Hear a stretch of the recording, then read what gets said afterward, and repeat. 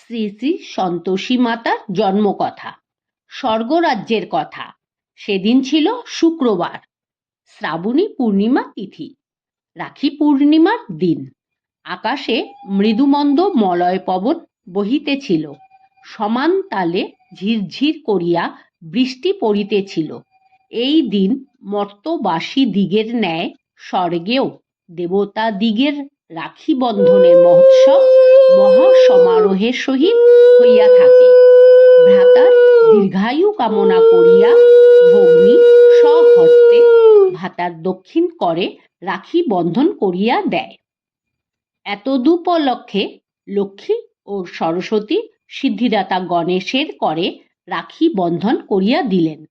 তাহা দেখিয়া গণেশের মানসপুত্রদ্বয় পিতার নিকট দুঃখ প্রকাশ করিয়া বলিল যে, হে পিতা, আমাদিগের দীর্ঘায়ু কামনার নিমিত্ত কে রাখি বাঁধিয়া দিবে? গণেশের কন্যা না থাকিবার জন্য পুত্রদ্বয়ের এই মর্মান্তিক কথা শ্রবণ করিয়া গণেশ চিন্তিত হইয়া পড়িলেন। এমন সময় সেখানে উপস্থিত হইলেন দেবর্ষি নারদ। তাহার পরামর্শে সিদ্ধিদাতা গণেশ স্বীয় শক্তি প্রভাবে পুত্রগণের কল্যাণ কামনায় দক্ষিণ হস্ত হইতে সৃষ্টি করিলেন রূপে গুণে অতুলনীয় অপূর্ব এক কন্যা। এই কন্যা চারি হস্ত, দক্ষিণাংশে ঊর্ধ্ব করে তরবারি, অধোহস্তে বরাভয় বা আশীর্বাদ, বাম ভাগে ঊর্ধ্ব পানিতে ত্রিশূল, অধোহস্তে খাদ্য, রক্তাভ দেহ, পরিধানে রক্তবস্ত্র, শিরে স্বর্ণমুকুট, কর্ণে স্বর্ণকুণ্ডল, কণ্ঠে সুবর্ণহার ও পুষ্পমালা। চারি হস্ত ও পদদ্বয় স্বর্ণাভরণে সুসজ্জিত। এই কন্যা গণেশ পুত্রদ্বয়ের দীর্ঘায়ু কামনাপূর্বক তাহাদিগের হস্তে রাখি বন্ধন করিয়া সন্তোষ প্রদান করিলেন। সেই জন্য গণেশ হৃষ্ট হইয়া তাহার নাম রাখিলেন সন্তোষী।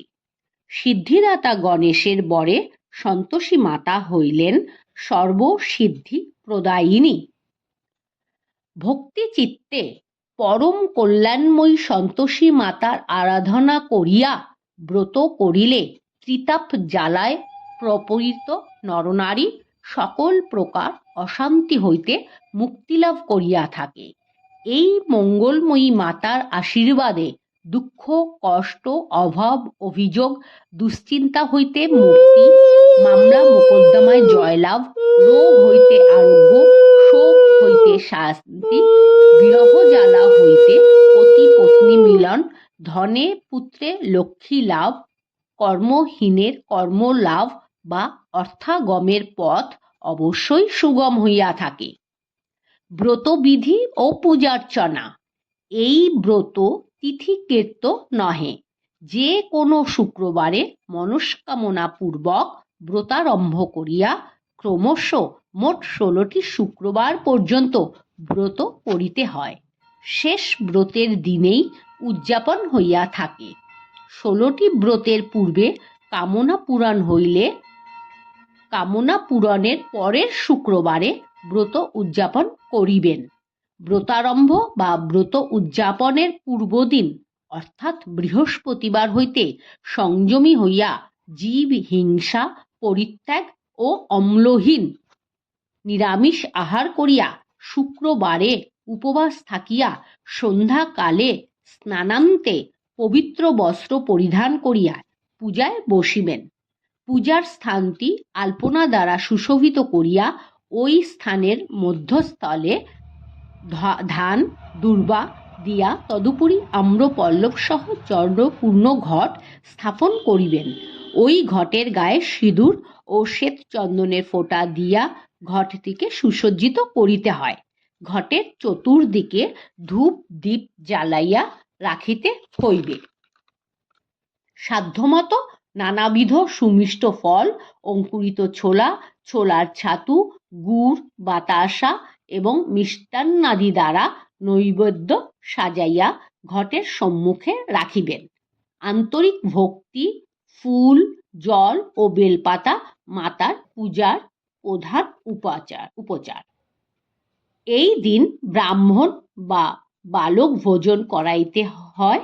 মায়ের প্রসাদ সর্বপ্রথমে গাভী মাতাকে দিয়া পরে অন্যান্য সকলকে প্রসাদ নিবেদন করিতে হয়।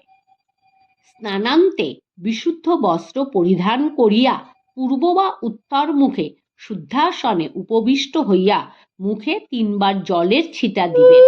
পরে নমঃ অপবিত্র পবিত্র বা সর্বাবস্থা গতঃ ক্রীবা য স্মরেৎ পুণ্ডরীকাক্ষং সবজ্জাভ্যন্তর শুচি বলিয়া মস্তকে জলের ছিটা দিবেন।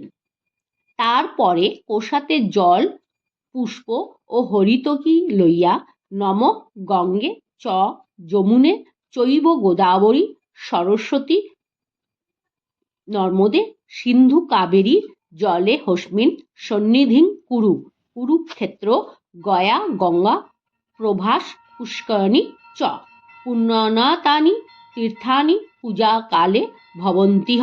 এই বলিয়া পূজা করিবেন। পুষ্প স্পর্শ করিয়া বলিতে হইবে নমঃ পুষ্পে পুষ্পে মহাপুষ্পে সপুষ্পে পুষ্প সম্ভবে পুষ্প চয়াবকীর্ণে চ হং ফট সা। আসন স্পর্শ করত আসন মন্ত্রস্থ মেরুপৃষ্ঠ ঋষি সুতলং ছন্দ কূর্ম দেবতা আসনোপবেশনে বিনিয়োগ নমঃ পৃথি তয়া ধৃতা লোকাং দেবিত্বং বিষ্ণুনা ধৃতা তঞ্চ ধারায় মাং নিত্যং পবিত্র কুরুচাসনম।